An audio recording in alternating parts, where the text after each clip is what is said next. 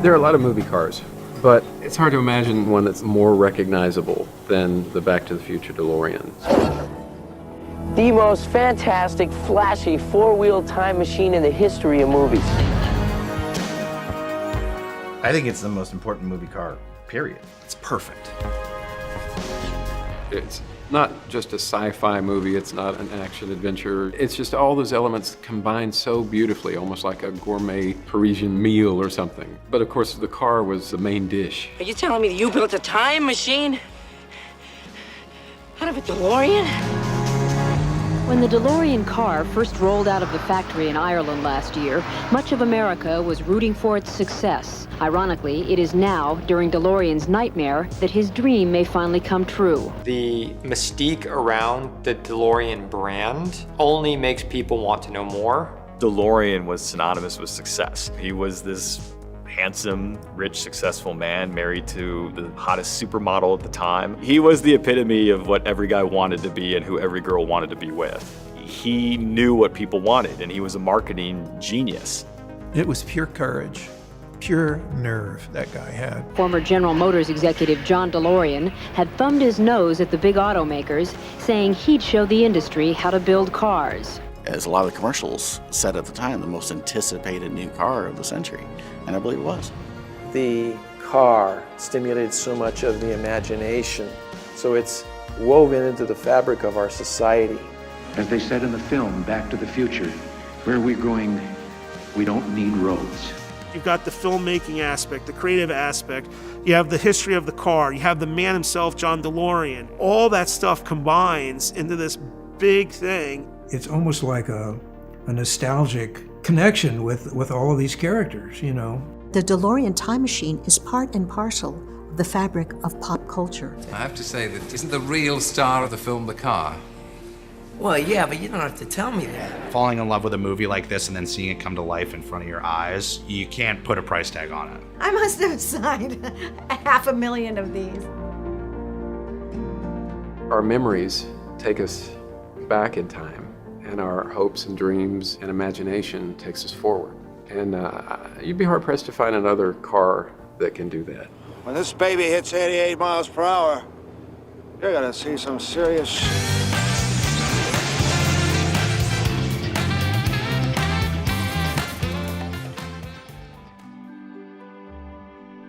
When I was a little kid in grade school, I used to tell people, when I grow up, I'm gonna go out to California and work for Walt Disney. Comic books and science fiction were huge influences on warping my brain. Twilight Zone was my favorite TV show, and of course, seeing the time machine really kind of blew my head apart. Thousands of centuries had passed. Man finally learned to control both the elements and himself. I had to stop and find out. I was always writing science fiction stories, and I even made my own comic book when I was in high school. It was called The Green Vomit, and it was about a superhero who had the superpower, able to throw up at will on anybody, on bad guys. And his arch nemesis was Super Snot, who could do the same thing with his nose. California was the place to be, because that's where Hollywood was. And I transferred to USC. A year later, I met Bob Zemeckis in 1971, and we became fast friends. He wanted to be a director, I wanted to be a screenwriter. We were both undergraduates in what was largely a graduate department. We decided that we should team up and figure out how to get in the movie business. We were more interested in Dirty Harry and James Bond, and the graduate students were more interested in François Truffaut and Jean-Luc Godard. Selon le communiqué du secrétariat à l'information. We want to do larger-than-life stuff, and maybe we can blow some stuff up. We want to entertain people. I mean, this is what got us excited when we were going to the movies, so we wanted to make the kind of movies that we wanted to see. So we came up with this very rudimentary idea called Professor Brown Visits the Future. That's all we had, the idea that there would be this kind of wacky professor who invents time travel, but we were never able to really figure out how there was going to be a story, what was going to keep the audience interested. So we would, every once in a while, we would return to that and never get anywhere. Cut to August 1980, Bob Zemeckis and I made a movie at Columbia Pictures called Used Cars. I went to St. Louis, my hometown, to promote it, the Hometown Boy Does Good story. I was staying with my parents, and I found my father's high school yearbook. I said, oh, this looks interesting. It'd be cool to see what my high school looked like in 1940. And I'm paging through it, and I discovered that my dad was the president of his graduating class. So I'm looking at this picture of my dad, and I'm thinking about the president of my graduating class, who was this rah-rah school spirit guy. Couldn't stand the guy. And I thought, gee, was that the kind of guy my dad was?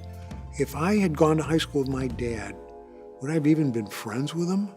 Boy, bingo, that's when the lightning bolt struck me in the head, and I said, there's that time travel movie that we always wanted to do. That's the hook. A kid goes back in time and ends up in high school with his dad. So when I come back to California, I immediately go over to Bob Zemeckis' apartment, and we just started rolling on this thing. We wrote 2 drafts of Back to the Future at Columbia Pictures, and Columbia decided that they did not want to make the movie. So it was too nice, and it was too sweet. They wanted stripes, they wanted Porkies, they wanted something raunchier. We took this project around to everybody in Hollywood, over and over and over again sometimes, to the tune of over 40 rejections. So finally, the thing that gets Back to the Future made is that Bob Zemeckis makes a hit movie called Romancing the Stone. Everybody and his uncle wants to be in business with Bob Zemeckis. And the movie that Bob wants to make most of all is Back to the Future. Now let's rewind a couple of years. Steven Spielberg had read Back to the Future. We gave it to Steven because we'd been in business with Steven. We made all 3 of our first movies with Steven. So now Bob Zemeckis has this hit movie, Romancing the Stone, and he says, I don't want to be in business with any of my new fair weather friends. I want to be in business with somebody who always believed in this project. And fortuitously, Steven was just then setting up Amblin Entertainment at Universal. So Back to the Future became the very first Amblin Entertainment project. Now the second draft of the script was not the movie that we actually ended up making. We made lots of changes, which is to be expected, not the least of which was the time machine in the first 2 drafts was a time chamber built out of a refrigerator. Obviously, one of the questions that you have in a time travel movie is, how does somebody travel through time? You know, you can do it by getting hit on the head. You can do it by making a wish. That's what I'd like to do with the year I've just lived. Rewrite it, play it over again. But we grew up in the 50s and the 60s with the shadow of Sputnik, and we believed that to make the audience believe in time travel, there had to actually be a physical time machine. That became a given. It was at some point in the writing of this next draft, Bob was putting his director hat on instead of just his writer's hat. He came into the office and he said, hey Bob, wouldn't Doc have been smart enough to have built the time machine into a car so that it was mobile? I said, yeah, that makes a lot of sense. If you in fact were to build a time machine, it became very apparent that you'd be foolish not to make it mobile and to take it with you so that you could get back. And then he came up with the most brilliant idea. And what if that car was a DeLorean? I said, oh yeah. Well, it so happened that this was in August of 1984, and John DeLorean was on trial. He was sort of notorious. I mean, this was on the news every day in August. And so that was what made the DeLorean an even cooler car than it already was. Not only does it have these gull-wing doors, but it just gave the car this great mystique. So, I mean, before you can actually have a Back to the Future DeLorean time machine, you have to have a DeLorean to begin with. Most of us know very little about how John DeLorean came to power and became such an infamous public figure as he is today. John came to GM in the late 50s, early 60s. One of the things he did early on was take the pulse of the society at that point. He would go onto Woodward Street in Detroit there and saw the hot rodders testing out cars and doing all these fun things. Between him and Bill Collins, another engineer there, they decided to drop a large engine and a smaller frame car and called it the GTO. They sort of backdoored it into the GM world, and it became a huge hit. GM didn't really realize it. They were sort of pissed at first, but it did such blockbuster sales that it really set the mark for the types of things that John could do there. The GTO and other high-performance muscle cars made John DeLorean an auto industry star in the mid-1960s. Fast forward several years, he's vice president of General Motors, on track to be the next president if he plays his cards right, which, to the detriment of GM, was really not the place that he was going to excel, because at that point he was more of a paper pusher up on the 14th floor and less on the ground doing the engineering and sort of idea stuff with the people at these other divisions. You get to a point where you can't be an engineer anymore. If you want to be promoted, you have to be something else, and you become a so-called manager. So it was an intense competitive game, and you were like the quarterback of a team. Well, then suddenly when you become a group executive, it was pretty much like owning the stadium, and all of a sudden you're renting out the facilities, but you really don't have much to say about what goes on in them. And a funny thing happens to you in any organization when you slowly get to the top. The first thing you know, you're surrounded by a bunch of sort of hangers-on and yes men. It doesn't take very much for that to turn you into an egomaniac. You can see his success as a business person within GM and his conversion into this sort of young, sexy playboy character at about the same time. He's doing a little bit of plastic surgery, getting a chin implant, he's got the sideburns, he's dressing in the Italian suits that the GM brass aren't super excited about, but definitely set him apart in the mainstream world. He kept himself fit. He loved having the Hollywood lifestyle. He liked just being known for who he was. John would spend a lot of time in California with a lot of his Hollywood friends to sort of be inspired by things. He would, offer cars to various actors to drive or to be used in productions. GM would get pissed off about this, but they wouldn't realize that that was really what was driving sales. He wasn't just a showman. He actually was a brilliant engineer. He's got 2 or 3 dozen patents to his name. The Pontiac GTO stands out based on the fact that that set the course for the muscle car era. He met sales that have never been beaten before, and he would do that through talking with his fellow engineers, the people on the lines making the cars. So he was a real people person. I think he felt like he was being restrictive of what he could do, and I think he had bigger dreams. He definitely had an eye on what the public wanted. He proved it working at GM, and now GM wasn't letting him do the other things he wanted to do. Your resignation was drawn by General Motors. Is that unusual for a man who intends to resign? Was it a resignation, or were you in fact asked to leave? No, I left. I tendered my resignation almost immediately after I was promoted and given a tremendous bonus. I moved up from the head of Chevrolet to the group executive of North American car and truck operations. And I did that about a month, spending every minute and sitting in a committee meeting, listening to the same people say the same things. And I said, I just can't imagine doing this for 18 more years. I couldn't possibly survive. There's a lot of controversy as to whether he was let go and fired from GM or if he resigned on his own accord. To set the record straight, he was pushed out. But it really set the course for the bigger and better things that everyone knows him for, which is the DMC-12.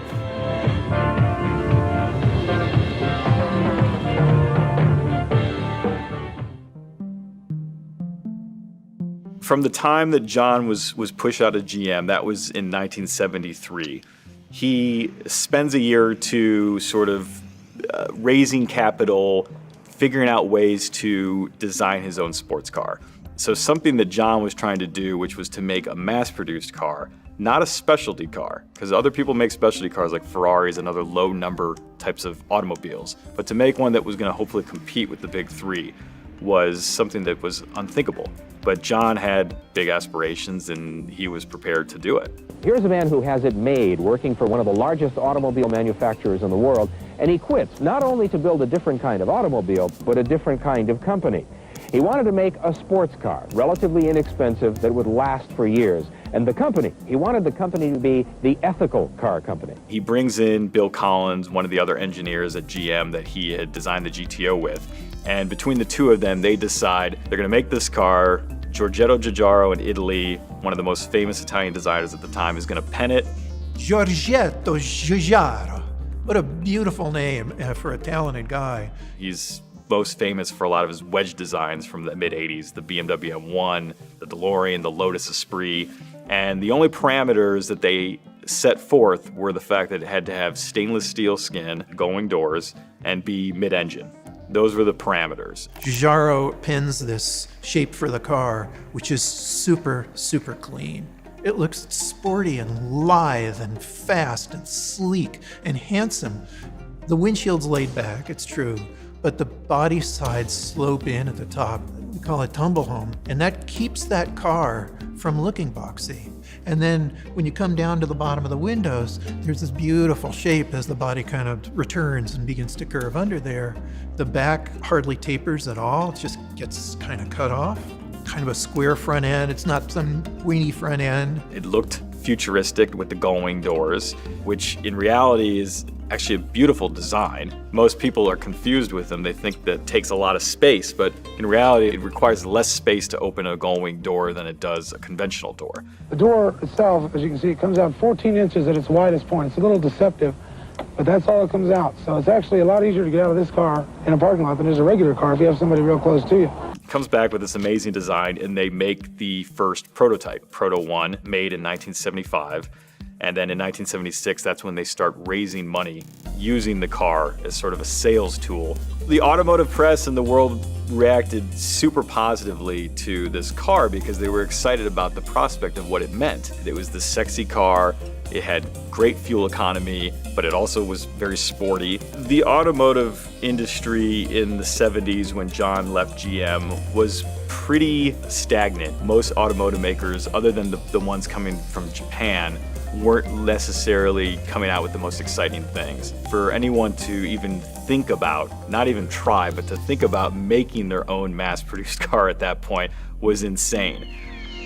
The DeLorean. Gull-wing doors rise effortlessly, beckoning you inside. The sleek, stainless steel DeLorean. Beautifully crafted for long life. The DeLorean is one of the most awaited automobiles in automotive history. Drive the DeLorean. Live the dream today. It's a brave kind of design language for a car. Brave decision to make it out of stainless. Brave to make it gull-wing. Brave to make a sports car with a motor in the back, no matter what Porsche says, you know. When I was in school, as a car designer, everyone was talking about it. We're all looking at that and saying, this guy is such an individual, and whether or not you thought his choices would sell, you knew that he was just pursuing a dream, and for that, everyone admired him. You wanted to see him succeed. John DeLorean designed that car with many features which people never expected to see on a sports car, right? The original prototype was supposed to have airbags, anti-lock brakes, all these revolutionary things that none of the cars had in those days. So that was the onset of what he was hoping to accomplish with the car. Now, what ended up being produced was a different car than what the prototype sort of sold, but they take the prototype out, they start raising the financing, and they start looking at various states. The intent was to hopefully make it in the US. There were no real states that were offering the types of tax breaks and incentives that would make it feasible to sort of launch this car division. Then all of a sudden, in the late 70s, he gets a deal struck with Northern Ireland and the UK to build the car in war-torn Belfast, of all places.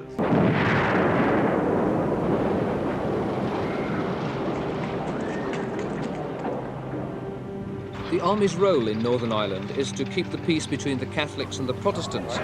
Ambushes, sectarian killings, ferocious gun battles across the border. You gotta understand, Northern Ireland, late 70s, it's just a war zone.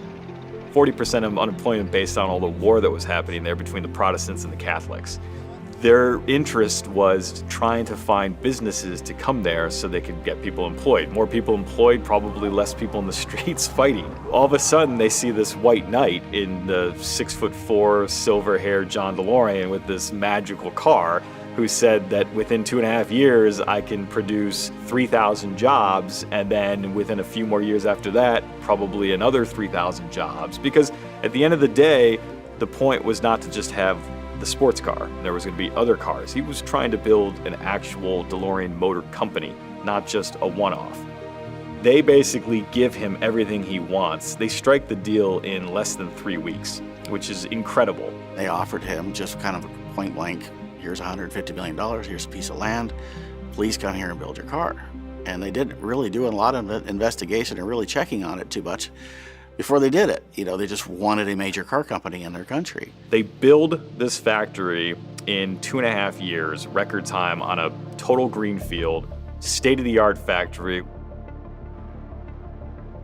The moment John signed that deal with Northern Ireland, he was already in trouble. That was for a few reasons. They didn't have a productionized car at that point. They had a prototype, and prototypes look beautiful on the outside and to the touch, but in terms of being able to go take it on a track or give it to 10,000 people, there was a hell of a lot more engineering that needed to go into the car. Seems like you got a lot of unanswered questions for a car that's about to go into production. No, we're talking about having quite a few months here yet to resolve some of those things. It was kind of an oh shit moment where, okay, I've been talking about building this car for all these years, now I actually have to go do it. They brought on Lotus and a guy named Colin Chapman, who was also in the UK, to help them productionize the car. And in doing so, the guts of the car completely change. No airbag, no anti-lock brakes, no longer a mid-engine car, but a rear-engine car, which completely changes the car from being a true sports contending car and more of a sort of touring automobile. Obviously, the engine changed. It's a sports car, it looks like it should be going fast, but they used a pretty anemic engine. The reason that ended up happening was, even back then, there were so many rules and laws in terms of getting approvals from the US transportation to have your cars be street legal. They basically used a Peugeot Renault Volvo engine that had already been approved for the US market and were in other cars, with the anticipation that they would be turbocharging that engine within a year or two of the car's release, which really would have given it the sort of performance numbers that it deserved. The only thing John wouldn't let them touch is the stainless steel skin and the gull-wing doors, because he's a marketer and he knew that sexiness was going to sell the car. He knew he wanted it done in stainless. He was going to offer a lifetime warranty on the body. Of course, I think a lot of bean counters talked him out of that, but he wanted something that was going to last a long time and he was willing to put a warranty on it. And looking at all the DeLoreans today, he would have been just fine doing a lifetime warranty on the body panel. I have friends that have 500,000 miles on their cars, and the car looks like it just rolled off the showroom. I mean, the stainless steel you can clean with a Brillo pad and Windex, and it looks beautiful. So I think that's a major testament to the car's design. They wanted to make it in a way that was going to be super ethical. So the stainless steel was the outer layer, but underneath the layer they were working on a composite technology, and it was supposed to help with safety, and then it was also supposed to be extremely light. But it was such brand new technology that they were several years away from being able to truly implement it into being a production car. Thus, the switch to the Very technique, which is the technique being used by Lotus to make their cars, which was also like a stamped foam sort of plastic material that the car was made out of and the color was baked into. In the DeLorean's case, they basically used that sort of underbody shell, and then they just put the stainless steel on the outside to dress it up. They did something that no other automotive maker had done at that point. They were making the factory in tandem with engineering the car, in tandem with designing the parts for the car. All so they could stick to this sort of 2.5, 3 year time frame that they had promised the British government that they would be up and running with jobs.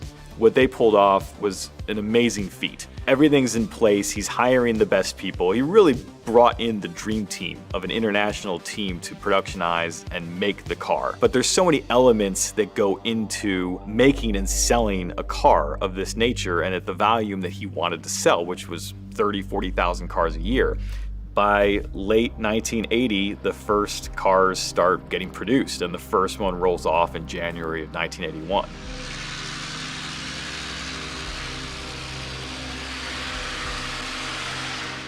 And he was hoping that there was going to be basically 30 or 40,000 pre-sales at the door once they started coming out. Well, the early 80s recession hit. Terrible, terrible weather in 1981 when the car debuted. All of the Midwest was hit with severe snowstorms They couldn't get the cars to the dealers that they promised. So we're talking about half the U.S. couldn't get these cars. And he was really depending on those sales to keep the car company going. Johnny Carson picks up his car. There's a lot of publicity. Sammy Davis Jr. has his car. And a couple thousand cars sell. But you start hearing these reports of, Johnny Carson's car broke down on the highway because the alternator broke, or people are getting locked in the cars because the lock solenoids aren't working correctly. The fit and finish was not good on the first DeLoreans coming off the line. With that in mind, every DeLorean was built in Ireland, shipped here to the U.S., which went to one of two quality assurance centers. And they were spending countless hours fixing these cars coming over that weren't right, need a fit. Later in '81, they got a lot better. These things were to be expected. It's a brand new car company. Even traditional car companies today have issues with cars that get, first releases. They needed time to work out some of these issues, and they did. But, there's always that first impression, and unfortunately for some buyers, that made a big impact, and they either canceled their pre-order or they canceled the pre-order because of how poorly the economy was at the time. And then it was really a hunt for trying to find that right buyer that had expendable income. Between the recession and the high inflation and the interest rates being where they were, it set the tone off pretty poorly. At the time that John started talking about this car and wanted to make this car, he wanted to make it accessible to the mass public. So it was supposed to cost $12,000. It was priced at $26,000 to $28,000 in 1982. That's $12,000, $13,000 over what it was supposed to be originally priced when people put their deposits on the car. And so it's kind of the perfect storm of a sort of tough start out of the gate for the DeLorean Motor Company. John DeLorean, the charismatic former General Motors vice president, is gambling his future on the success of this luxury sports car, the DMC-12. Now, the problem was he was working on borrowed time. He had to start selling cars right away because his deal with the UK was that he had to continue to get jobs and he had to pay back some of this money that they were giving him. And so a combination of events occur, and he gets painted into this corner, ultimately, where he needs money to keep the company going. Now, he was part of that problem. John was hoping to take the company public. And in doing so, he was trying to make the numbers look great. And so he was upping production at a time period where he should have reduced production to keep a certain reserve in the bank. Building to inventory is not a good, sound business practice in the automobile business. And DeLorean did exactly that last fall. The public option didn't occur for various other reasons, and all of a sudden he was left with no money and ports full of cars. I think that was the start of the bleeding out of the DeLorean Motor Company. The company goes into receivership in early '82. And from that point on, it's a race against time to try and appease the British government into showing them a path forward with other investors putting money into this company. People are starting to get a little weary based on some of the early cars with the quality control. The DeLorean name is being tarnished a little bit in the press. It's not as glowing as it was before. And so to try and get investment at this point from traditional banks and financiers and hedge funds is proving to be difficult. And that's ultimately where he gets trapped. One of John's greatest assets, but also deficiency, was this idea that he could just continue to take risks and not ultimately get hit at the end for taking one of these risks. The last risk he took, which was a very dangerous game of cat and mouse, was this sting operation that he got involved with the cocaine and the U.S. government. It's a story of big business, big pressure, big money, and the crime of cocaine. It's the story of how and why the FBI caught automaker John Z. DeLorean, and it became a bit clearer today. The U.S. Attorney's Office here in Los Angeles designed the plan that brought John DeLorean together with William Hetrick, described by authorities as one of California's biggest cocaine dealers. His quasi-neighbor called him one day out of the blue, who he hadn't spoken to in several years, a guy named Hoffman. And he says, "Hey, I heard you're in trouble. I have some investors that would want to invest in your company." Yeah, it's Colombian guys. They're going to sell drugs to sort of clean the money through the company. He said, "Listen, I'll do any sort of shady deal as long as the money is coming through a reputable bank. Now, this is where the government gets involved. Hoffman was a paid informant for the US government. He was working off his own bust, and he made a deal with the government to snitch on other drug folks. Now, the problem here is John DeLorean wasn't in the drug business. He was a desperate guy who was trying to save his company, and he got roped into this. Say what you want about it morally versus legally, he wasn't a drug guy. But regardless, he gets looped into this, and the government goes to great lengths to sort of land their big goose, because at the time that this was all going down, Reagan was new in office and he was having a big initiative on a war on drugs. The FBI's mandate was, we need a big bust. And all of a sudden, John DeLorean falls in their laps and they're off to the races. The first part of the scheme is get John to give us $2 million to invest in the drugs, and that's how we'll nab him. Well, John didn't have $2 million. And so the government comes back and says, well, you can give us collateral in the form of $2 million. So John, in his typical sneaky way, gives them collateral, but it's basically fake collateral. It's stocks and it's VIN numbers to cars that the government doesn't even get the titles to. So they take this and they sort of run with it, and their whole case sort of is built around this infamous FBI tape. On October 19th, in a hotel room in Los Angeles, the trap was sprung on John DeLorean. A suitcase full of cocaine was put before him, and he called it better than gold. Better than gold? Gold weighs more than that, for God's sakes. A few minutes later, the FBI arrived, and John DeLorean was put under arrest. I understand it. Fred Graham, CBS News, Los Angeles. You see John toasting with the champagne, saying that, the drugs in front of him is as good as gold, and then he gets busted. Their thought process was a jury of 12 is never going to let this guy off when they see this tape. The question of entrapment, whether John DeLorean was unlawfully lured by federal agents into committing a crime, is one strategy DeLorean's new attorney will have to tackle. Howard Weitzman, the amazing attorney, completely demolished the prosecution's case, and John DeLorean was found not guilty. A cheer went up as John DeLorean left court this afternoon, a free man, acquitted on all charges of cocaine conspiracy. Earlier, as the clerk read the verdict, count 1, not guilty, count 2, not guilty. DeLorean buried his face in his hands and said, praise the Lord. His lawyer said the 12 members of the jury sent a message to the government that its conduct in this case was wrong. But John DeLorean is still in trouble. Authorities in Britain and the United States want to know what he's done with millions of dollars that were to be used for his ill-fated car factory in Northern Ireland. This week's favorable drug charge ruling may be only the beginning of Mr. DeLorean's legal wrangles. Although he was found not guilty, DMC, of course, was shuttered by then. By October of 1982, John's busted, and that was the final straw for Margaret Thatcher and the British government to put the axe on DMC. All the employees are let go. The last car comes off the assembly line in November, December of 1982, and that was unfortunately the end of DeLorean Motor Company. John's trials really take over his life at that point, and the drug trial is in 1984. It was a several-year affair, and his name was tarnished, and he had no ability to sort of re-enter the workplace in any meaningful way, unfortunately. Well, outside of the fact that I've aged about 600 years in the last 2, and that life as a hard-working industrialist has been tattered and torn, I don't know, would you buy a used car from me?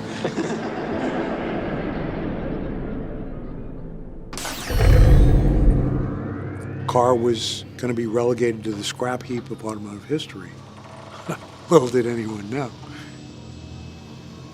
When they all agreed that the car was going to be converted to a time machine, the very next day, they delivered 3 used DeLoreans to my parking lot. They made exactly the right choice. Bob Gale made a lot of great choices on that movie. Finally, we finished the third draft. We had it in, and Universal isn't going to make the movie unless we cut $1 million out of the budget.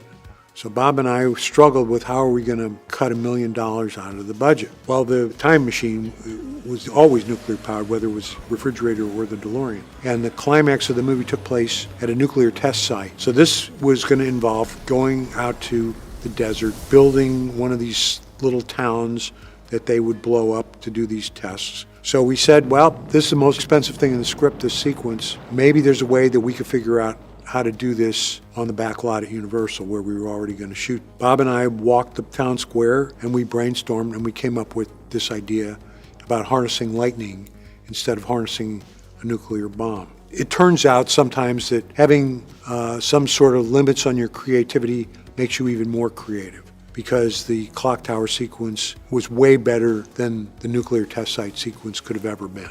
Now we were able to hand in a budget that fit Universal's parameters, and we were green-lit. We were able to start hiring more people. Bob Zemeckis hired two of the best people that he got from Romancing the Stone, cinematographer Dean Cundey, fabulous cinematographer, and Alan Silvestri. And there's a reason why Alan has done all Bob's movies ever since, because he's that good. Now here we were finally making the movie. Universal hired a product placement company to make deals to put certain products in the movie that the production would get some money for. Some of the products were picked out by us. For example, you see Pepsi in the movie, but you don't see Coke. Why? Because Pepsi's logo changed from 1955 to 1985, and it was a way of helping to define the period, whereas the Coca-Cola logo remains the same to this very day. But one day the product placement guy comes into my office and he says, hey Bob, if you will change the DeLorean to a Ford Mustang, Ford Motor Company will provide the company $75,000. I said, Richard, Doc Brown doesn't drive a fucking Mustang. Get out of here. Our first production illustrator, Andrew Probert, did a lot of storyboards for many sequences. My two beginning projects were Battlestar Galactica and Star Trek, and eventually ended up getting a job in Back to the Future. Even though his job was not to design the DeLorean, he couldn't help himself. He came up with a lot of interesting designs, but what was missing from what he was doing was they were all very slick, very polished. We had this idea that Doc Brown built this thing in his garage, and it had to look earthy, it had to look dangerous. Bob and I had met Ron Cobb while John Milius was doing a movie called Conan. He'd also done some designs for some other science fiction movies. We talked about working together, so this was an opportunity for that to actually happen. I was kind of bummed that he was the one that was going to design the car instead of me, but I would have nobody else do it besides Ron. Ron was pretty expensive. We were only able to hire him for a week or two. But in that week or two that Ron was on board, he really focused on it. It was just a sort of a fun thing that Spielberg just asked me to do one day. How would you make a DeLorean into a time machine? He pretty much left it up to me, and I just had to concoct some 3-view drawings. And Zemeckis and Gale both came up with the idea of using a DeLorean because of the stainless steel body, and he thought that that would be an interesting idea, that because it's stainless steel, it could be turned into a time machine, you know. Beyond that, they didn't have too many suggestions except for the flux capacitor. You know, they wanted something that was kind of visible about that. I just thought that whatever I did had to be fairly visible, so I wanted to do those coils that sort of surrounded it as though creating a field. I mean, obviously no one knows how one travels through time exactly, but I just wanted to create a lot of believable stuff that seemed to put the car in a certain status or something. He was asking questions and thinking design-wise to say, if the DeLorean is nuclear powered, where's the nuclear reactor? It's got to have one. Where is the cooling vent? All nuclear power plants have to have a cooling vent. There had to be a plutonium chamber. So all these things, Ron said there has to be a logic to this. I also thought it should look a little bit homemade because Dr. Brown was supposedly doing it in his lab at home, and they would be using parts from Radio Shack or something like that. So I did my version to look like it was all kind of bolted on and added to the DeLorean. I'm always pretty good at adding that stuff, you know, that kind of texture, just something real and complex. I mean, I could never come up with a flux capacitor, though. I tried this, I tried that, I tried a lot of designs, and by the time I was off the project, they still hadn't figured out how it was supposed to look. The DeLorean would not be what it is without his creative vision and input. So after we couldn't afford to pay Ron anymore, we went back to Andy. We said, okay, Andy, flesh this out a little more for us. He had his reactor in the back off to one side, and then he had a single exhaust port for that, and the producers thought maybe the reactor back in the middle would have been better with another exhaust port. I felt that the flux bands around the car could have been better arranged to more encompass the car in that field. So I just moved those a little bit, and that was it. And those basically became the working drawings. And then we had to say, okay, how are we going to translate this into reality? When it comes down to it, my drawings are just concept art. They're not like blueprints. So there's going to be some wiggle room, some creative input by those who take that off my board and build it. We've hired our production designer, Larry Paul. Larry, most famous for Blade Runner. And Larry Paul said, there's a guy I know named Mike Fink. Mike Fink is an amazing man. He was like a tank commander, among other things. He knows everything about everything. Mike was involved in the vehicle design on Blade Runner. So we brought Mike Fink in. I got Ron Cobb's designs for the exterior of the DeLorean. They said, we want you to just take care of the DeLorean, make sure it's moving along and getting built right, all that kind of stuff. So I said, okay. Mike Fink had a very special job, which was running back and forth between Film Tricks, Kevin's shop in North Hollywood, and the studio. At that time, I had started my company, Film Tricks Incorporated, in North Hollywood. Steven wanted to make sure the secrecy, and he said, build it in there, don't let anybody take pictures of it. And no sooner had they decided on the DeLoreans in the shop, they came in just like they came from out of time. How many of these were we going to have? The thing about production cars, they always break down. So we knew we had to have at least two. We decided we would buy 3 DeLoreans. One was about 18 grand, 15 grand, and 12 grand respectively because of their condition. And we went to work right away. We put them in the shop and started taking them apart and figuring out what we're going to do for designs. And we got sketches. But they didn't make the sketches looking at a box of parts and numbering them. They didn't make blueprints. They were just some concept sketches. We got a sense of how busy it was. Look at all the lights they put in these pictures and all the parts, and oh my gosh. Mike Fink had this job, this amazing job of interpreting the sketches, finding stuff that would kind of look like that they wouldn't have to build from scratch. You know, I would sit in the car with Kevin and the guys, and I'd say, okay, these go right here, this goes right there, this goes over here. But then something else came along. So Mike said, I can't do your movie, but I know a guy you should meet. And I brought in Mike Chaffee. And they met Mike, and Mike and I spent like a week together. He wanted an assistant. A little before Back to the Future, I had my first TV job, which was doing a self-driving car, and the show was called Knight Rider. Knight Rider, a shadowy flight into the dangerous world of a man who does not exist. He called me one day and said, maybe you could spend a day with me and, you know, we could run around and look at stuff because I need someone who knows how things should look, who knows how stuff is built, and who can draw. So we spent a day together. And he said, you know, I've got another show to go on to. So if you'd like my job, you can have my job, but you'll have to be nice with the art department. So that's what got me over there. And I said, I'm telling you, the guy is brilliant. He's going to be fine. And it was. And Mike did a brilliant job. Mike was perfect. He had some great credits, so we brought Mike on board. Mike Fink and Kevin Pike had managed to get that car well underway. I'd never even heard of the movie, so I go into the shop and there's a DeLorean sitting there, and it's got the rear hatch off and the back deck off, and they're welding up aluminum, and they had some idea of how they wanted the interior to go together as well. They were beginning to position things on the car. It was started, it was rolling. Mike Chaffee came in, and he could figure out what would be the best interpretation of the drawings. In addition to our 20-man crew, we had a wonderful foreman, Dave Wishneck, we had the electronics engineer, Bill Klinger, and they contributed to interpreting what Mike thought should go in the car. Mike didn't put anything on the car, that was our job, and we advised him, well, if you put that there, that'll cause a consequence with this over here, and this won't fit, and how can we do that? And together, they helped to construct what is the DeLorean time machine.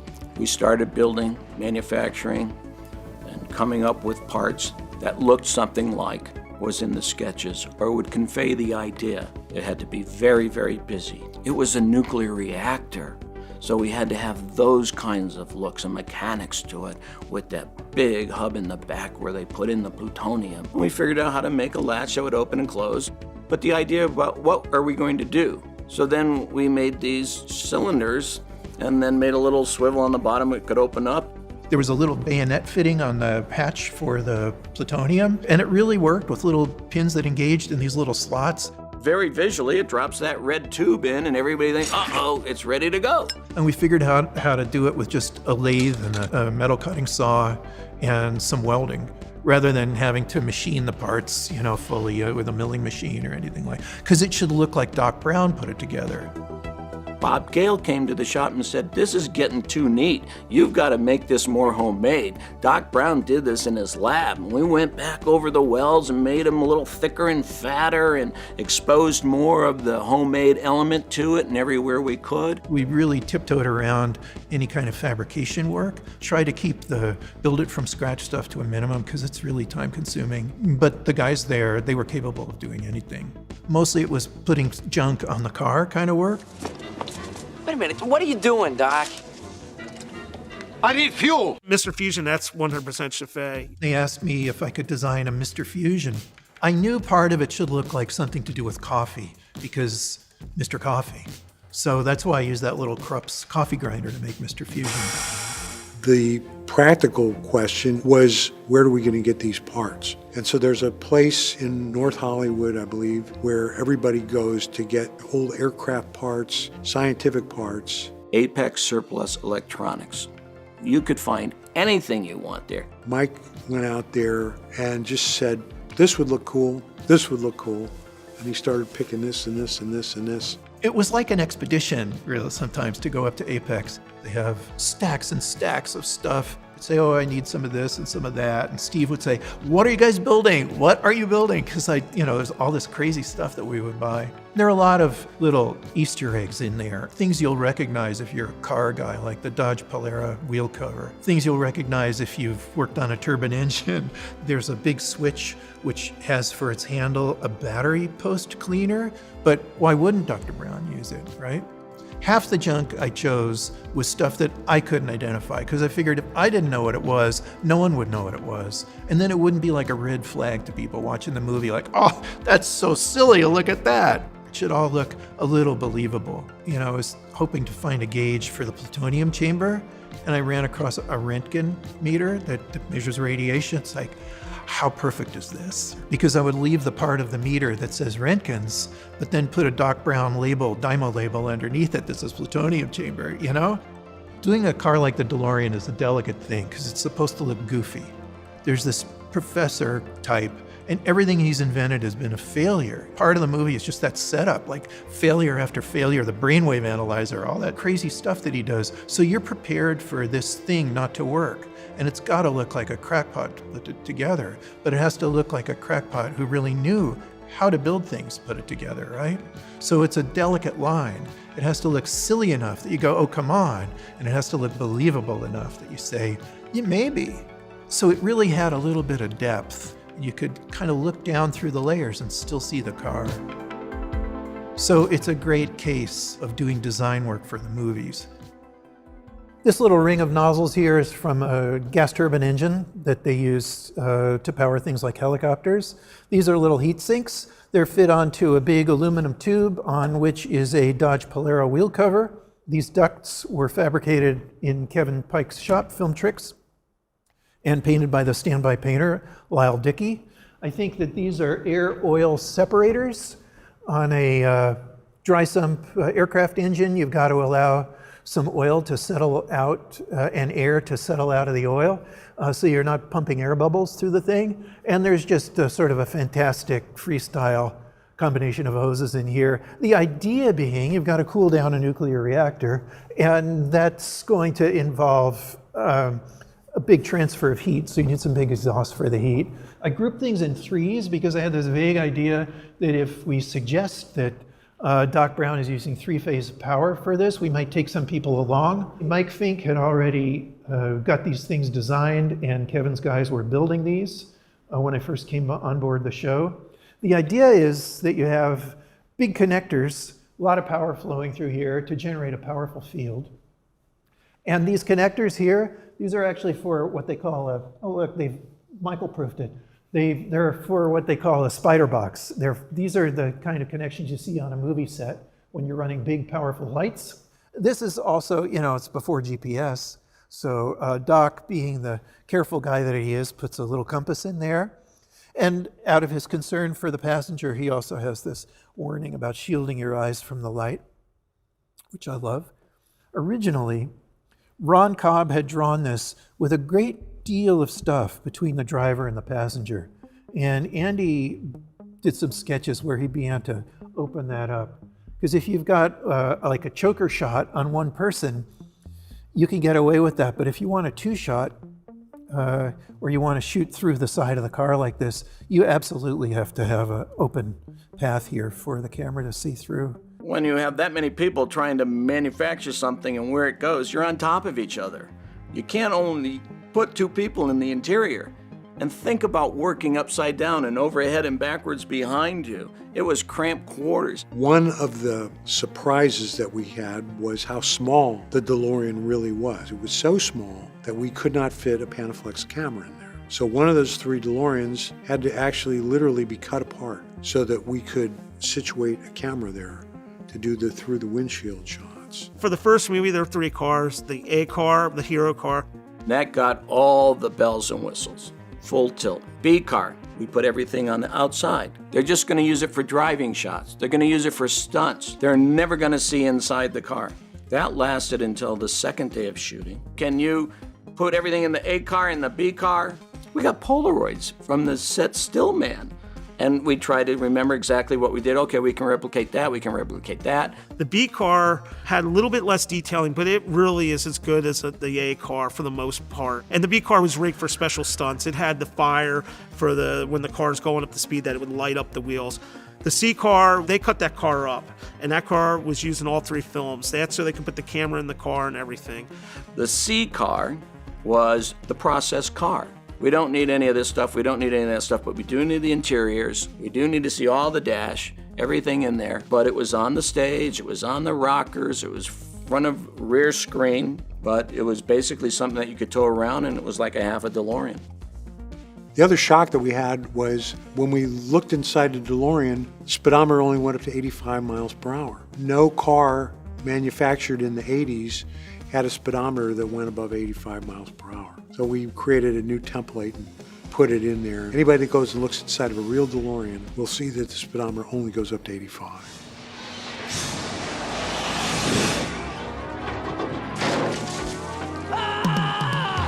We started shooting in November of 1984. Action! Worked in there from October all the way up to Christmas, and we had pretty much all the cars ready for shooting around the horn of the new year in January, and then we were off to the races. We had one of the nicest stunt teams that I've worked with, Walter Scott. Him and his crew came over, they went through it. Well, it's kind of funky in the front, it bites, and the shocks were, of course, very small pancakes. The car was totally underpowered. The car had a 6-cylinder Volvo engine. The weight of the car was extraordinary. Everybody was always complaining about the DeLorean for one reason or another. The visibility in it wasn't great. The actors were hitting their head on the door all the time. The special effects didn't always work the way we thought they were going to work. There was times when rain came about, and the way that we took out the back window, that water could go down and hit the battery. And so all of a sudden the battery was dead. The vents on the back, they actually encapsulated the trunk deck by hugging that valance that's on the back over the lights. That every time you had to get to the engine, you had to take all those off to lift the deck lid, or we had to take them off at night to leave them for the mechanics to do some tune-ups and work like that. We had a set of mechanics from the Teamster department. They had a full truck of every part for that car that they could need if they had to replace it. There was always some issue with it. Remember, this is 1984. We don't have the technology that we have today, which is, you just put some LED lights in there and tiny little battery and boom, they light up. No, we had to have all these wires coming out of the back, all kinds of equipment to make those time displays light up. All those lights had to be on their own circuits. There was an onboard transformer on the car, so they were running 9,000 volts to the neon tubes. So on like a wet morning, it was really exciting to be around that car, just crackling and buzzing, you know? I remember the first time I saw the DeLorean time machine was actually in the parking lot of Puente Hills Mall, and they rolled it out. I saw it just like in the movie. It's rolled out of the back of the van, and I couldn't believe what I was seeing. It was amazing. It was such an audacious, insane idea, and it worked so beautifully. And what was really fun though was when we finished the take, I mean, conventionally you'd get out of the car and let the teamster get in and take it back to one, and then you'd get in and drive it, do the take again. But I got pretty proficient with it. Let me just take it back to one myself. And back it up, quickly on the spot. We thought it was interesting that the car would be hot and then it would be cold. So the dry ice effect, when it became cold, and we milked that in the Twin Pines Mall scene, we kind of didn't do much with that after that.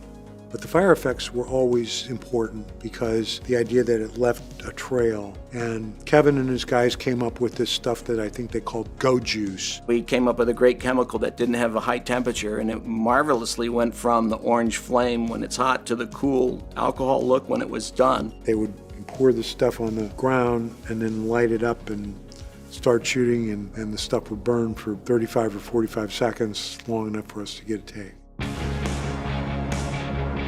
You'll be seeing this face everywhere you look this summer. Everyone's trying to cash in on the latest star. We had kids lined up 7 deep to try to catch a glimpse of Michael J. Fox. Bob and I looked at each other and said, man, he really is a big star. That was the first inkling that we had that it was going to be more than just a movie that came and went. He's an absolute dream. You know, if you have a crush on someone, maybe you send them a note or something, you're waiting for the reply. You hardly dare look in the mailbox because there's so much riding on it, right? And that's how it is to work on a movie that you have hopes for. You can hardly bear to wait till the thing comes out because it's not up to you. Let's say you're doing props for a movie. What is up to you? Story? Acting? Editing? Music? Nothing. Nothing. You're making props for a show. You're just kind of hoping. And you can't afford to hope too much because it's foolish. You can't allow your satisfaction to depend on what's going to happen at box office. I remember going to the screening, like cast and crew, and just thinking, oh my God, they really pulled it together. It turned out better than we even hoped.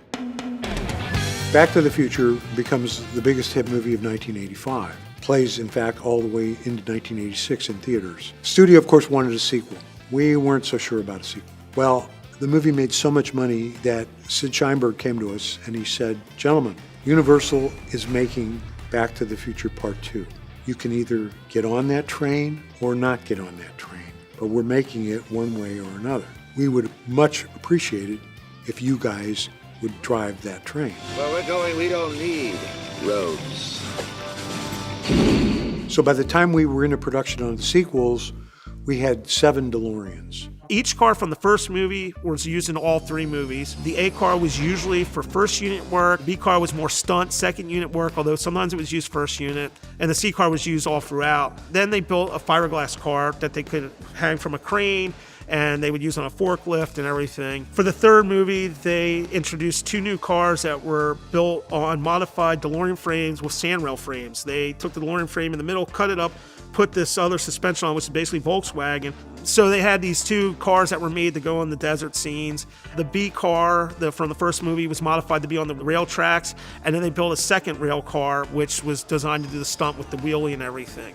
By the time we were halfway through the production of the third movie, we were busting up some of these cars pretty significantly.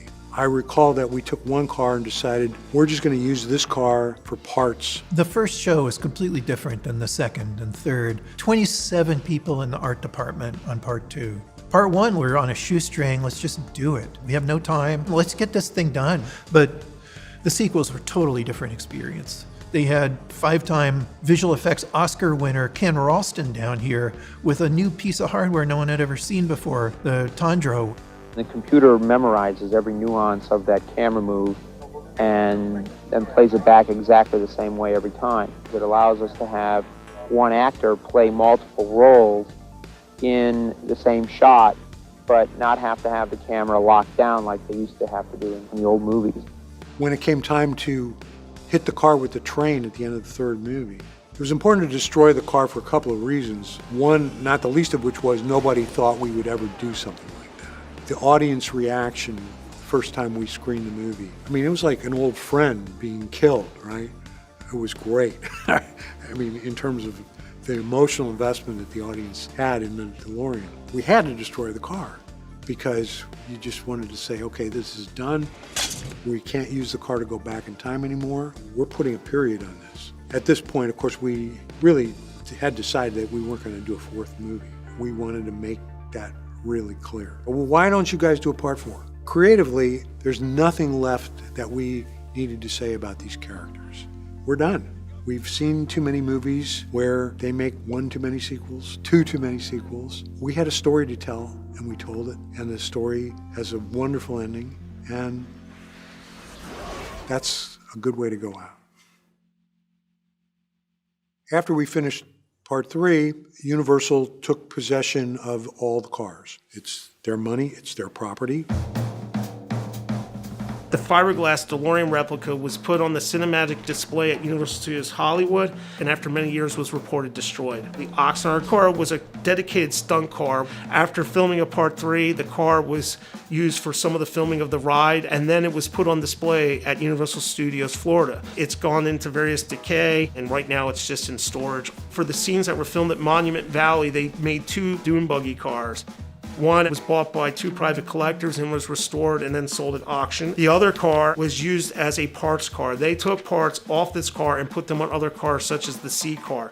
At the end of filming, it looked like a wreck. However, after filming part 3, they actually put just DeLorean panels on it and put it in a second cinemagic display so people could see it. And when it came time for Universal Studios Japan to open a ride, they took parts of this car and the C car and made a replica time machine. The C car was left in storage, and then eventually they put it outside where it was left to the elements. The car was used to actually build a replica car for Universal Japan.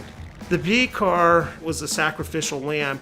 It was the one that they rigged with explosives and was hit by the train. This car lives on in various other cars. Jay Orberg, who built promotional cars, used parts of this to make his promotional tour cars, and then he even took the panels and put them together for Planet Hollywood at their Hawaii restaurant. It's now currently in Bill and Patrick Shea's collection. The A car went on display at the Universal Tour in California. They filmed the ride with it. They used it for an Earth Day special for CBS. Great Scott! They used the A car in the cartoons for some of the beginning of the shows. They had live action stuff with Christopher Lloyd. And then it was just used all around the studio. It was an attraction. They would take it to events. They would do this and that. Eventually, though, it would just sit outside. I have found over the years that people that have DeLoreans either have them because of the movie or they have kept them because of the movie. Now, people have gone beyond to make their DeLoreans as screen exact replicas as possible. Some people do it themselves, some people get some extra help. I was 10 and I saw that car and I was like, that's the car. That's the car of my dreams. Once I started, I found this whole community of other builders out there. People who had already done work, people who were doing work alongside each other. And you know, in the early days, it was great because everyone would just share with each other. And it just became like a family of like-minded, crazy people. I'm like, oh, you're my people. I think there's probably a handful of people that get pissed off about the people that make the Back to the Future cars out of regular DeLoreans because they feel like it's sacrilege to be damaging the car in that way. But there are also a lot of ways to do it where you can reverse it and it doesn't mess up the car. The first one took me about 4 years to build, to restore the car completely and to do all the Back to the Future stuff. So I just started little by little recreating the parts as I could and putting them on my car. And my first one, I think, was the absolute funnest car I ever built. I'm working on number 20 right now of complete cars. But now I'm doing it for everybody else that wants it done. I build a lot of parts for guys that are doing it themselves in their garage. So I probably have my hand in at least 100 of the DeLoreans out there some way or another. There's a part on there that I've probably built or had my hands on. Let's keep in mind, those are toys. Those cars were never meant to carry that much weight. You're not going to use them as a daily driver. It was nuts enough driving a DeLorean around, but when you were driving the car as the time machine down the road, people lose their mind. Dude, you gotta stop right now.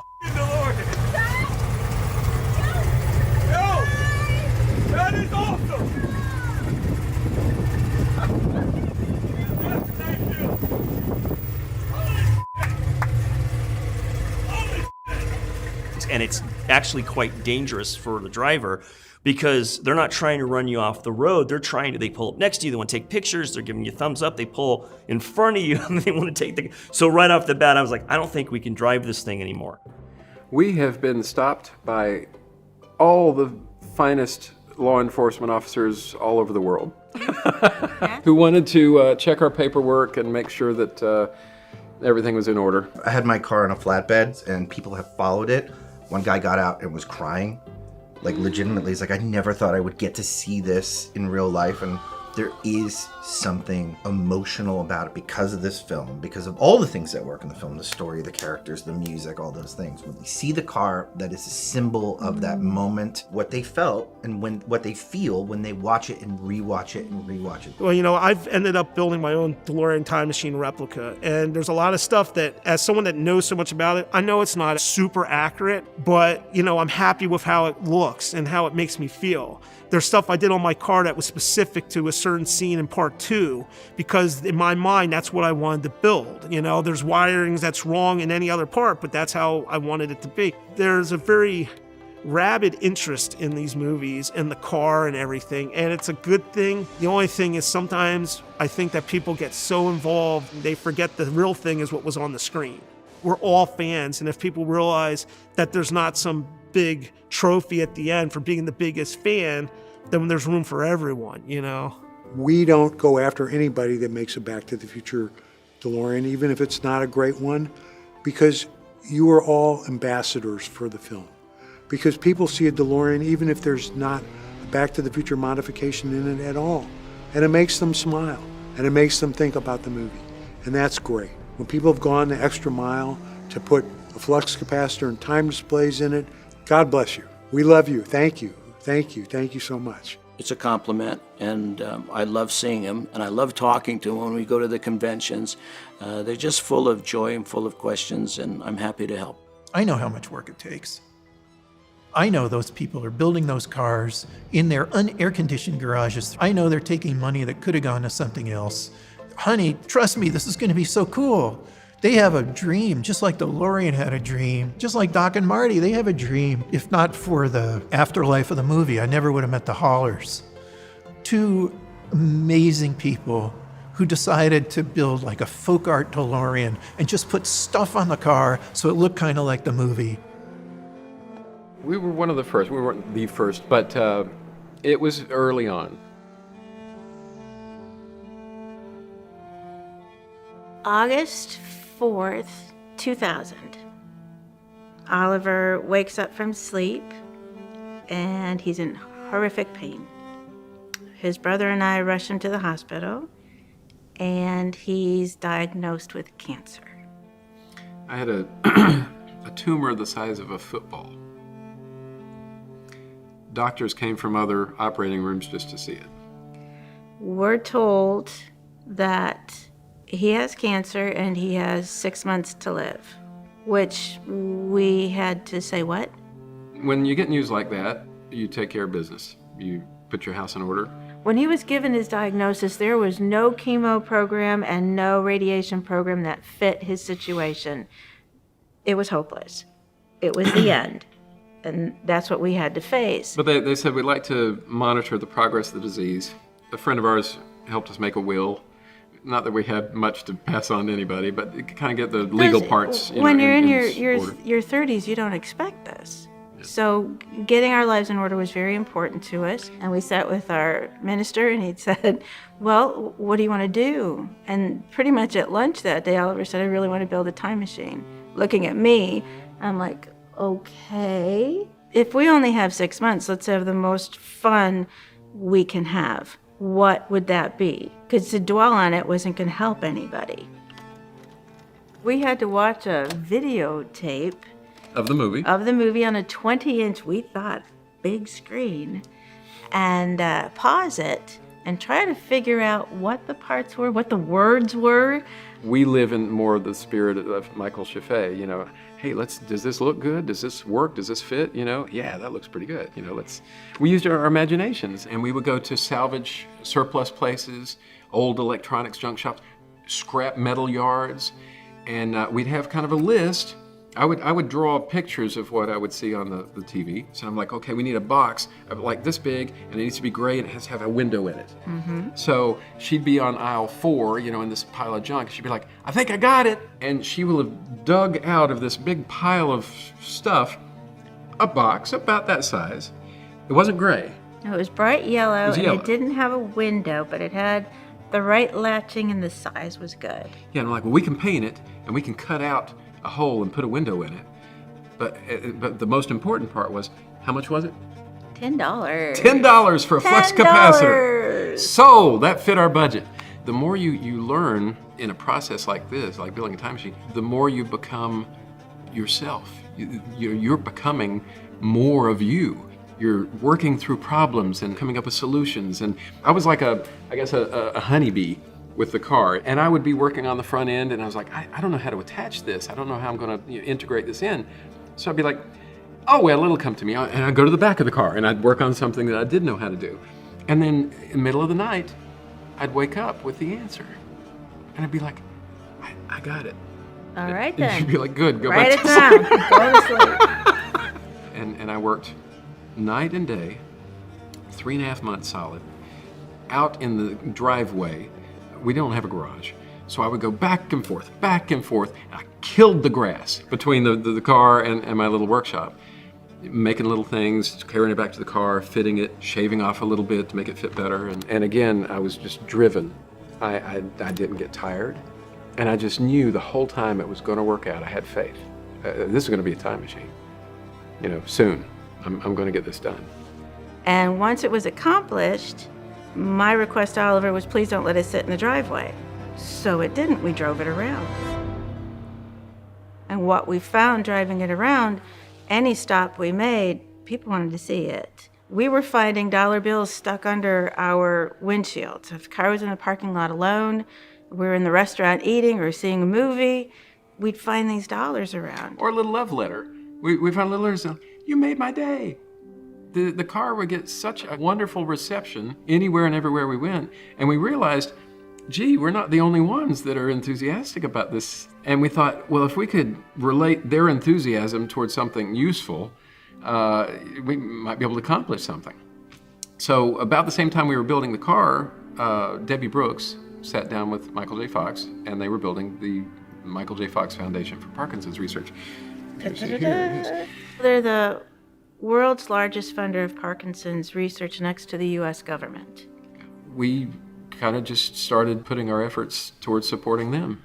He'd see the doctor, started at 3 months, the next 3 months, the next 3 months, the next 3 months. So well, let's go to every 6 months. So the next 3 or 4 years was every 6 months. After about 5 years of this, he said, Oliver, I don't want to see you anymore. You've shown very poor progress of the cancer. And I said, well, likewise, and Thanks, see you later.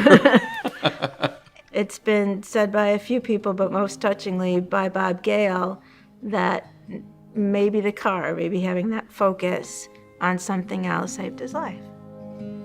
To give something back, Oliver and Terry now take this DeLorean all around the world. They have a collection box built into the car, and it all goes to Michael's foundation, and they're just wonderful people. They've driven hundreds of thousands of miles around the world supporting Michael J. Fox's foundation. There's everything good about people in that story.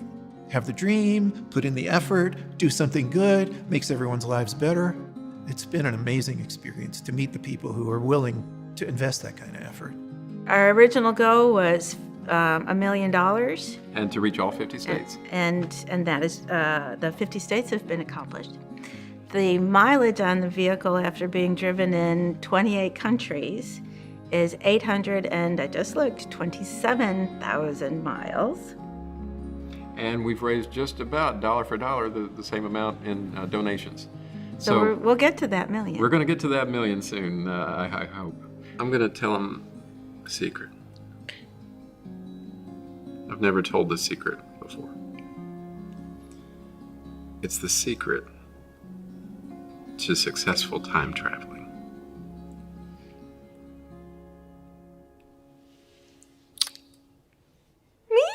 Aw, that's sweet. Thanks. Having a really good adventure buddy. Okay, you got your teeth. You got it.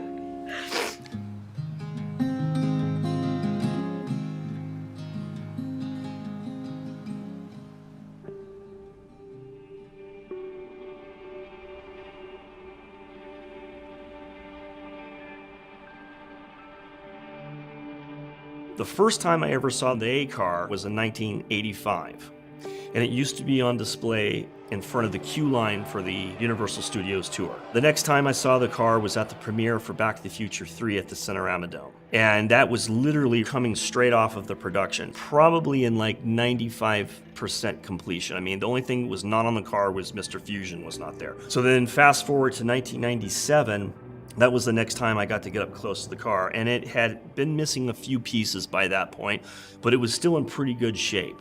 But you can see that it had been out in the sun for years, and the sun started, wearing away at the car. It wasn't built with the expectation this is going to outlast the years. Over time, the car just gets more decrepit, parts go missing. Most of the fandom, including myself, up until about 2008, everyone thought it was the B car. We all thought the A car was like in Steven Spielberg's private collection. Eventually, Nike was having an event. They were doing Nike Air Mags for an auction for Michael J. Fox Foundation. Nike wanted to do a promotion to create the shoe that was in Back to the Future Part 2. As part of the event that they had to announce this, they had this event at the studio, and they brought the car out. It was a mess. I couldn't believe that they had let it get into such disrepair. It looked terrible. Stephen Clark was there with Gail, and he was actually there as part of backtothefuture.com, and he got pictures, and he was right there at the moment that Gail saw the car there, and that was a moment that the restoration really took foot. Terry had his car at the evening event, and the contrast between the fan car and the original movie car basically laid fruit to the idea of the restoration of the A car. I was like, hey, rather than hire a restoration company, the fans should restore it. They know this car inside and out. It should go to them. And Bob said, that's a great idea. Why don't you produce the restoration? Why don't you get the guys together? And so I met these guys that were filled with art designers and engineers that were sneaking onto the Universal lot at night to study the real car. And then they would forensically, down to the tiniest screw, take down the information so that they can rebuild it back at their house. And they were making the most accurate car. I was like, I want to know those guys. I hired them to put together my car, which became, at the time, one of the most accurate ones in the world. I had a partner, Joe Walser, and we went to Universal, and we brought my car next to the real car. And the execs from the theme park came down, and they were like, oh my God, this is the real car. I mean, there was rats living inside it. It was it was in horrible shape. And that was it. Bob Gill had got us restoration, and literally took custody of the car, and we just started taking it apart to try and figure out how we were going to fix it. It was this group project of 3 dozen guys of fans that were just giving up hours and hours. There was way too much time. Joe, of course, Walser will forever be the alpha and omega of this hobby. I've never seen somebody more knowledgeable or dedicated to one car so much in my life. He handpicked the best time machine builders and the best restoration people that he knew to build the A car. At this point, Joe knows more about the details of the car. I did that 30-some years ago, right? When he came to us with the restoration project, we were all just stunned. I'm like, really? Really? The A car. We're gonna restore the hero A car. And like, yep. I was like, I'm in. They were saying, hey, we need parts. Do you have any parts? And I said, I do. I said, well, what kind of parts are you looking for? So we need, do you have a TRW keypad? That's how they input the time destination. I said, I have 5 of them. And he goes, okay.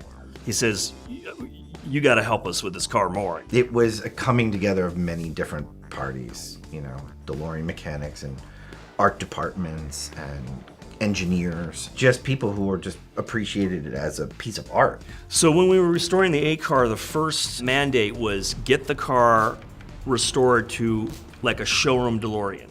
And then once it got to a perfect DeLorean, then we took it from the DeLorean to the time machine. I remember the first time I spread all the pieces out on the floor. There was a sense of reverence where I just kind of stood over it and I looked at a pile of my childhood on the ground and I'm like, I get to help. We knew that we had the responsibility of bringing it back. So it wasn't like, oh, it's not like that. It was more like, okay, we need to get serious. Maybe the way a doctor would be when he's going into surgery. You know what I mean? It's just about, okay, let's get to work and save this patient. So as an archivist and a conservator, my mantra is leave it alone. Don't touch it, but unfortunately things deteriorate and break down. So that's when the conservation comes in. It's like, how do we preserve this with the integrity? For example, like the Goodyear tires.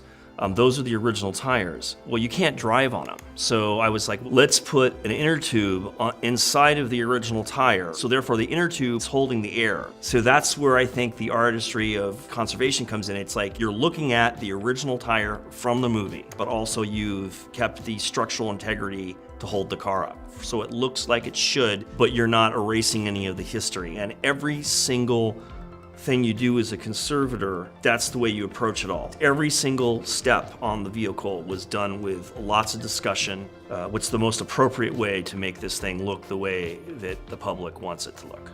The flux boxes, for example, they were completely beyond repair and had been destroyed over the years. They weren't even worth repairing. We just had to make new ones. So using the ones that came off the car, we do a little bit of prop forensics on the piece. Then I would start building new pieces from scratch. Precision, just really, really paying attention to it, and Joe would come over and be like, tweak this angle, and be okay, we tweak it a little bit. The flux bands, I hate them.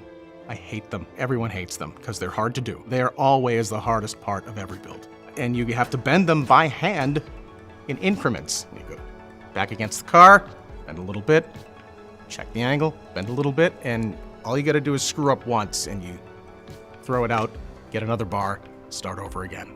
They had done their homework and their research to extensive levels, and they also had the complete support of Universal. It was very difficult. I mean, it was all-nighters, all-dayers. I mean, anytime we had spare time, we'd be working on this thing. And even some days, it didn't matter if we had other commitments. And people killing themselves to get it done, but glad to be dying. I've never seen more of a labor of love in my life. It was exhilarating because you were literally looking at the fingerprints of the production crew who put it together originally. Like you were taking things off that had never been off of a panel since they were put on, like the flux capacitor. And you'd see pencil markings from the crew, and you're like, wow, you have this sense of honor just being anywhere near it. Having said that, it was exhausting. We didn't ask for nearly enough money. We should have asked for easily another $150,000 to do it. Nobody made any money off of it because we just wanted the gig. It was overwhelming. First class or no class was the mantra that I had in my head. It's like everything has to be perfect. And of course, Joe had that exact same mindset. Because the restoration was done by the fans, there was a madness for obsession that was something Universal wouldn't. You handed back a car that resembled the DeLorean time machine, they would have been happy because they're like most people would be like, oh yeah, that kind of looks like the thing. This team would obsess about a screw that you couldn't even see, but they knew was under a piece of equipment, and they would try to go find that special screw just because they knew it was there. That was the level of authenticity that was a battle every day. That was the level of accuracy that they went for. Oh, that's a lot. There's a lot of drama that follows that community of DeLorean replica people, and it all played big time. When you had the Holy Grail, it was like Treasure of the Sierra Madre, and people went mad. Personalities clash, and everybody in this hobby are very motivated type A individuals. So, of course, we would occasionally fight like brothers, and then, you make up, go get a pizza, and come back and turn a wrench. I think we all crawled away from the restoration for a couple of years and just needed to hibernate, but absolutely worth every drop of sweat and blood. Your toughest moments, at your tiredest, you would just look back at the car and remember what you're doing. Give some of the magic back to that it gave to us. We restored it to the nuclear reactor version because that's really the purest version of it. Felt like at that moment it came off the back of Doc's truck. There's so much that varies over the films and sometimes from scene to scene in the original Back to the Future. So like, well, do we do it from this scene or the flux box? Is it, there are debates like that every single day. And, what we came to was sort of an amalgam of the best. But there is no perfect. And that's why so many people are so unhappy when they get into building their cars. There is no perfect. The car looks the way it should look. It looks like it did rolling off the back of the truck. Personally, I probably would have let a little bit more wear show through. Everyone has their own reasons and points of view with this stuff and how to restore it. If I was the Universal Studios archivist, I would have said this car stays exactly the way it stays, cracks, blemishes, dings and all, and no one touches it, but that's not the way it happened. The car was left outside and it was so far gone that you couldn't leave it. It was undisplayable by that point. So it had to go through a complete restoration. To me, the car was about the original people who made the car, the original workmanship from the people that built the car. Would the A car be better if it was just cleaned up and as shell as it was? I don't think so. I think you have to capture the magic. I'm proud to have that experience. I wouldn't trade it for anything, but I'm so next to it that I see the work that I did and what all the other guys did. And here's the thing I always like to tell people. It's like you can't meet Doc Brown, you cannot meet Marty McFly, they're not real. But the time machine is real. So when you are in the presence of the real A car, it's like you're meeting a character from the Back to the Future films. Unfortunately for me, it's not quite the same again, but that's the trade-off. You get to work with your heroes, it changes things. I remember it was a silent moment when it was finally done, and we shut the lights off and just sat there and looked at it for a while. Nobody said anything. Nobody said a word. It was like you were in a church. It was incredible. My God, what a job these guys did. The Peterson, where the car is on display, has a wonderful display of cars from the movies. You kind of have a little catch in your throat when you see that thing. Peterson is one of the largest public automotive collections in the world. We're able to allow enthusiasts to see the car in person.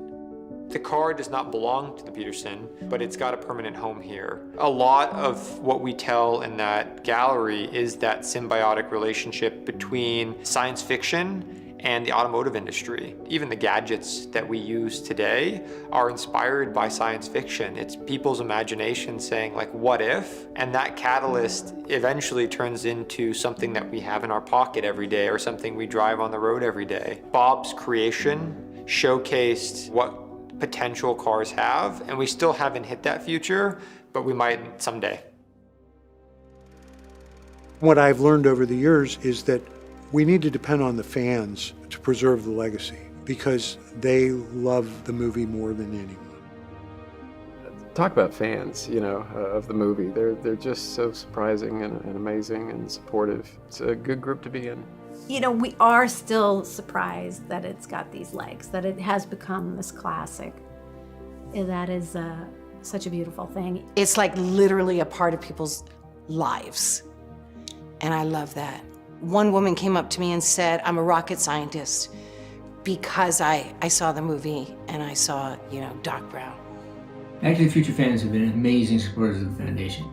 Amazing. They have events, Back to the Future related events, DeLorean related events, Chairman Under the Seat dances, all kinds of stuff. And it's really gratifying to see that I've kind of personally, it's touching that they not only love the movie, but they've taken a little bit of our own personal stories into their hearts, and just the fact they think about you and get out and support you means everything.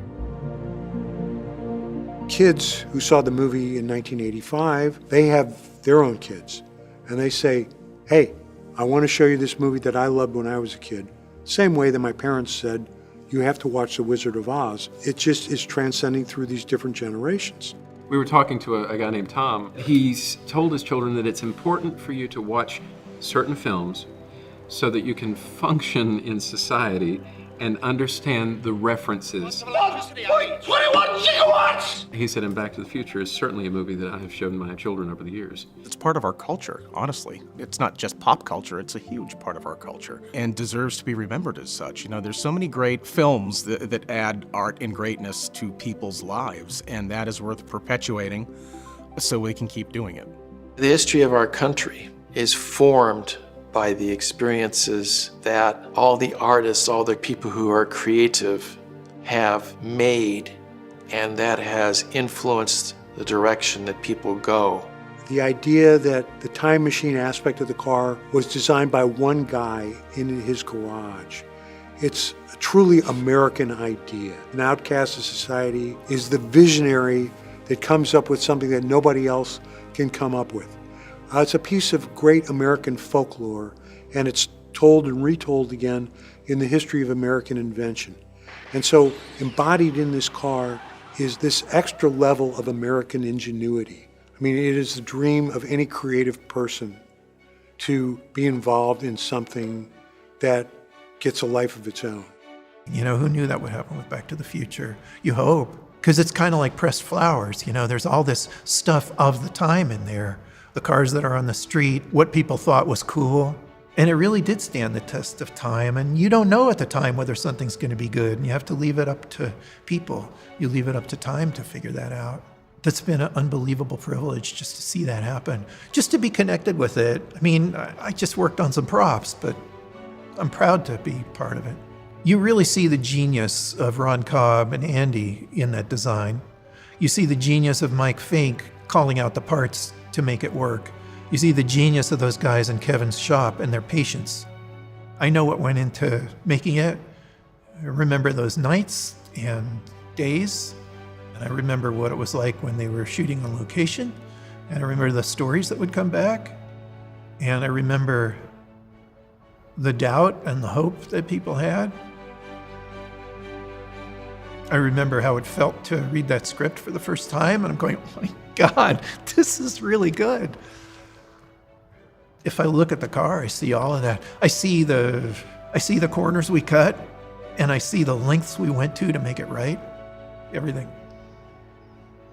There are many feelings I had about the car, how I felt about it when I was a car designer, how I felt about the choice when they made the movie, and then what had happened and what was going on in the press. I don't think they could have chosen better. The legacy of the DMC-12 is an American dream story.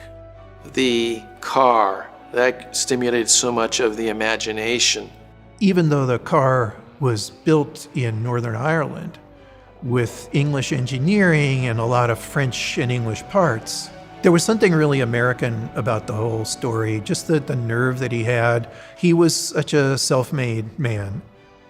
Me getting to know John later in life, you know, you could see the appreciation that he had from DeLorean owners reaching out to him and the sort of love and admiration that they had for the good things that he did. Because listen, at the end of the day, no one is perfect. We all have our flaws.